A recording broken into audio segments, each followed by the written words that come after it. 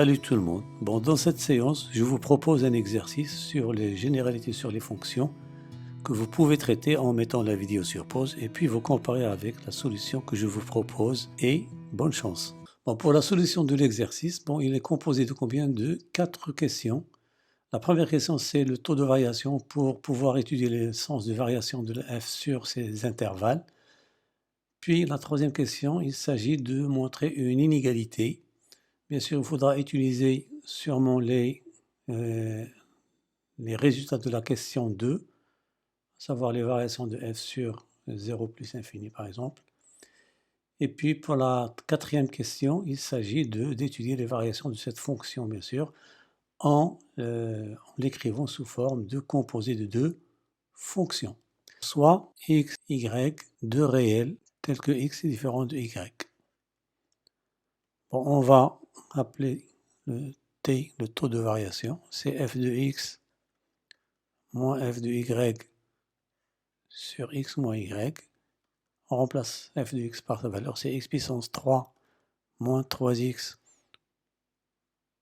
moins y3 plus 3y, faites attention ici, sur x moins y, égale x3 moins y puissance 3 moins 3 facteurs de x moins y, le tout sur...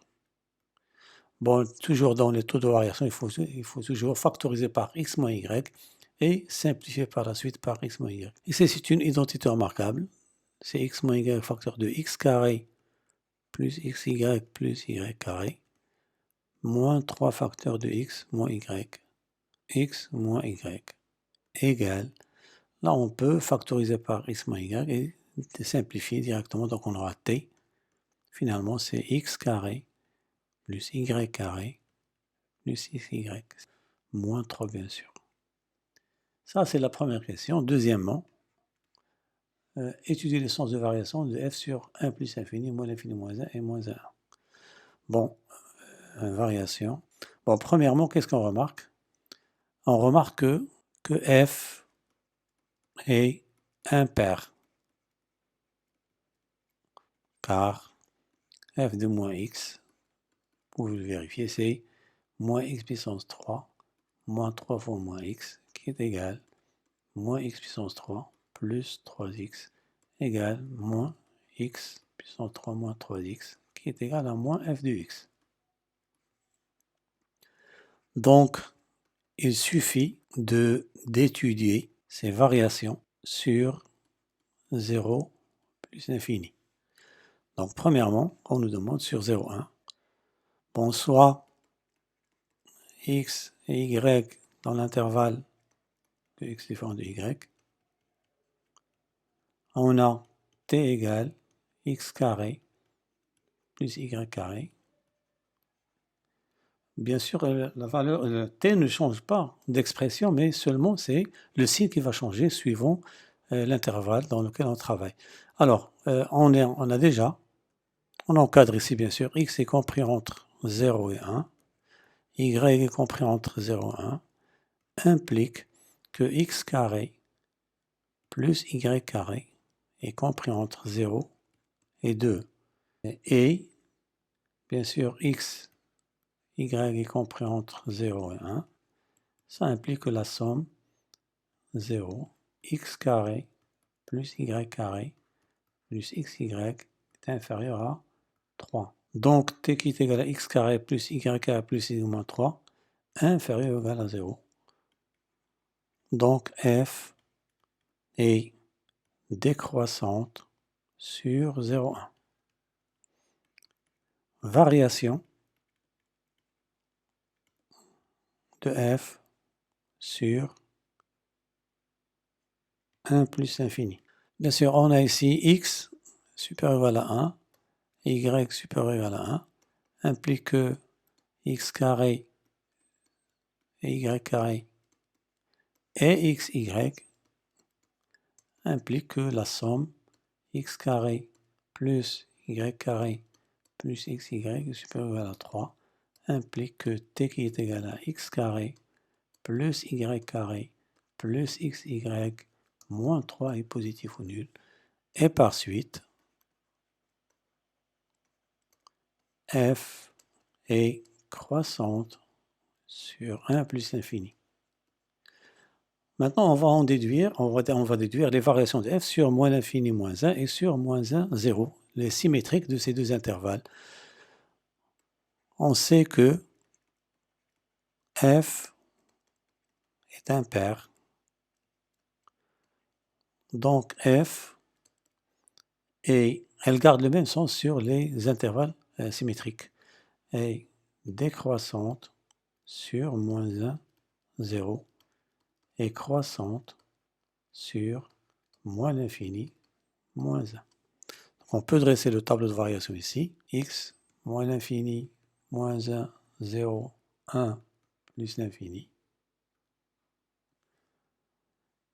Ici, nous avons la fonction est décroissante sur 0, 1, donc elle est décroissante sur moins 1, 1.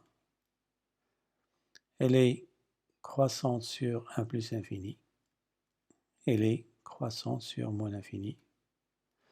Il nous reste bien sûr le calcul de ces deux valeurs, une valeur maximale, une valeur minimale. L'image de moins 1, ça fait 4. L'image de 1, ça fait moins 2. Troisièmement, on nous donne A1, A2, AN qui appartient à R tel que le produit A1, A2 fois N égale 1. Montrons que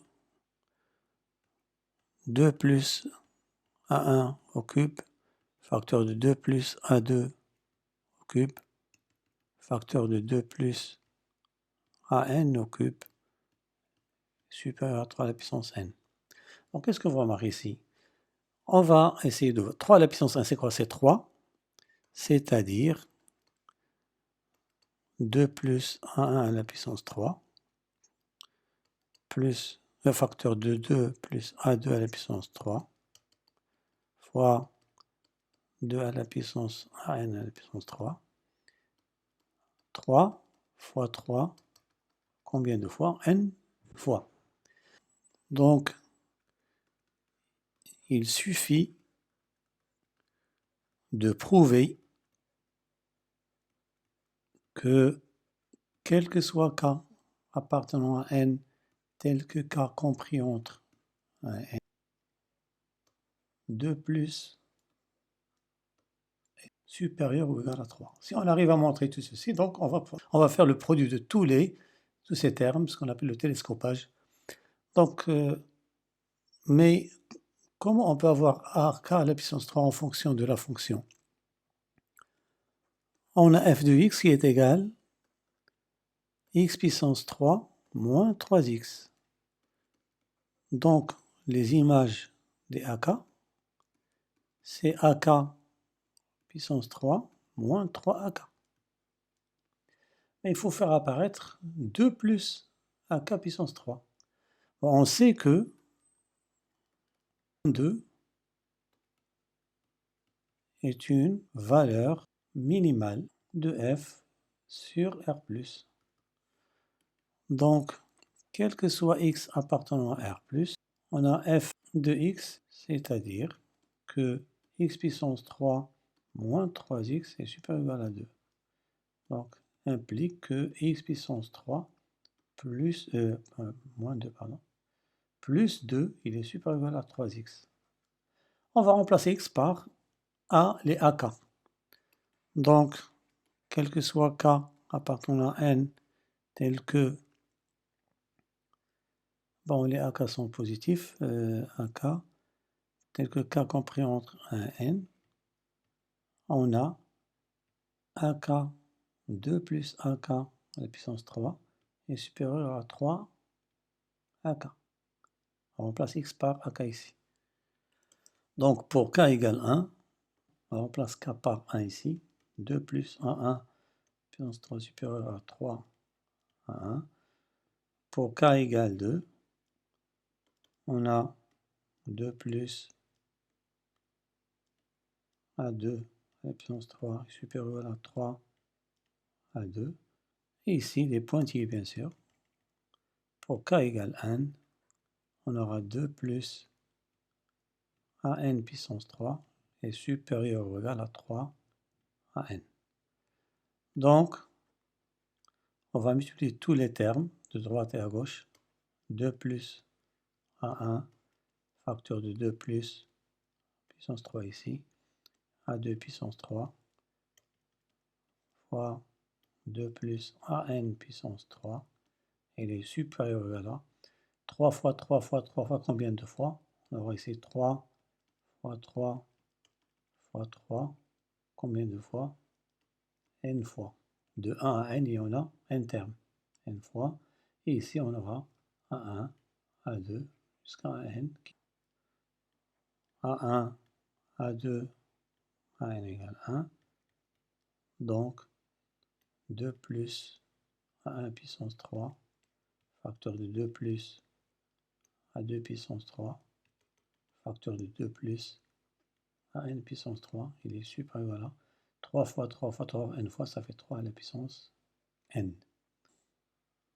Quatrièmement, on pose h de x égale x moins 1 racine carrée de x plus 2. Petit a, h de x.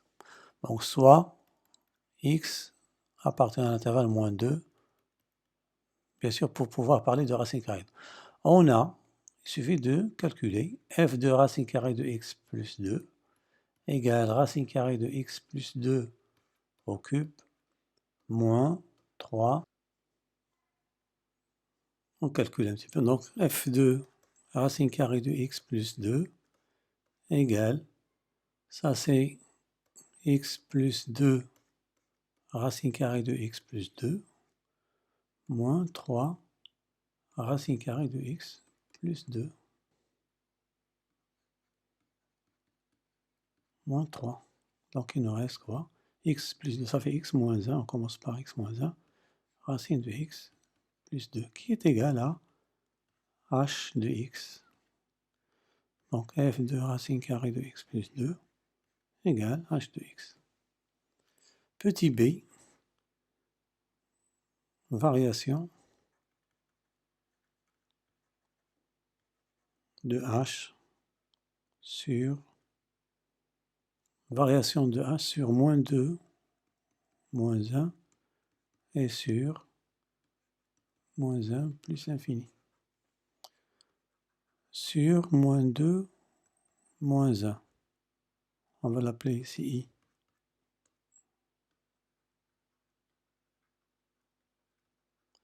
Que h de x s'écrit de la forme f rond g de x avec g de x égale racine carrée de x plus 2.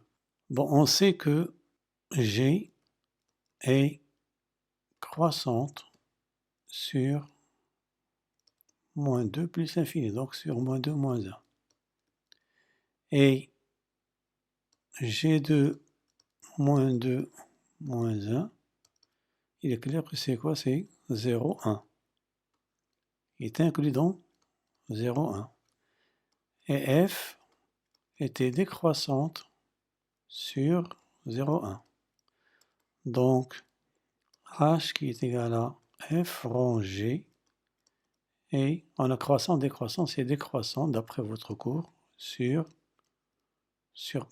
moins 2, moins 1. Sur moins 1 plus l'infini. On a g est toujours croissante sur moins 1 plus l'infini. Et l'image de moins 1 plus l'infini, ça va être 1 plus l'infini, qui est inclus dans 1 plus l'infini, où la fonction f était croissante. Et f est croissante sur 1 plus l'infini, donc h, qui est égal à f rond g, est croissante sur moins 1 plus l'infini. X, h de x, moins 2, moins 1 plus l'infini. La fonction était décroissante sur cet intervalle. Bon, il est clair que l'image de moins 2, l'image de moins 1, ça va être... Ah, donc ça, c'est le tableau de variation de la fonction h qui est composé de deux fonctions. Bon, voilà, donc c'est terminé pour la solution de cet exercice. J'espère vous retrouver pour un nouvel exercice, mais n'oubliez pas de vous abonner à ma chaîne et de partager avec vos camarades pour que tout le monde en profite. Et à bientôt.